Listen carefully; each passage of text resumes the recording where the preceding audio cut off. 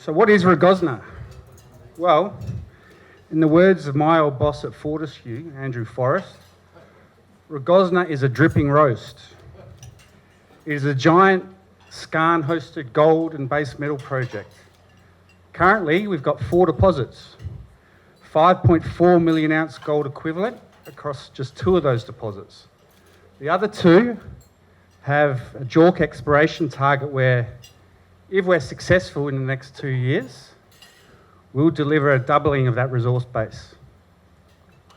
It's an advanced stage project. It's had over 60 million spent to date.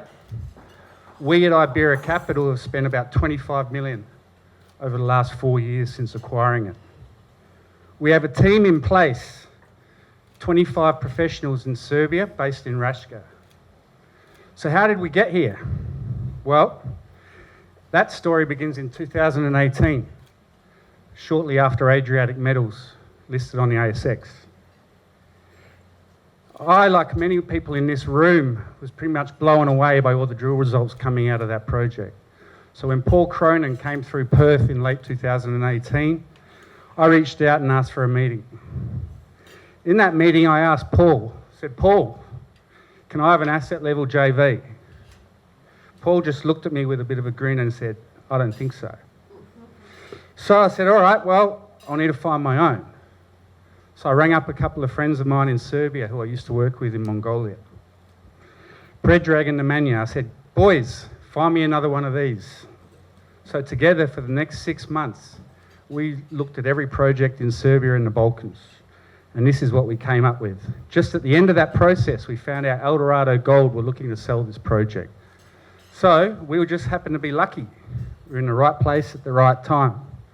We started DD in July, finished DD in a month, did a deal in 2 months. By December, we owned the project. So early 2020, we all get hit by COVID, which is probably a good thing for us. Normally, coming out of Fortescue, I'd roll up with the rigs on day 1. But that gave us 6 months to actually pull the data together. Now, Eldorado and earlier before them, Freeport, had put together an amazing data set, geochemistry, geophysics, over 80,000 metres of drilling. We pulled all that together, again, with the help of Barry Bourne from Terra. And what came out of that work was 2 major gravity anomalies that weren't previously recognised in the data. We got our new licence granted in July, started drilling in August, made our first discovery in September, 40 metres at 4 grams. Made the next discovery a month later at Medenovac, where we hit over 100 metres at roughly 2 grams. So, where are we today? Well, we're in the final stages of our IPO process. As Jane mentioned, Discovery Capital are leading the way there, together with Canaccord.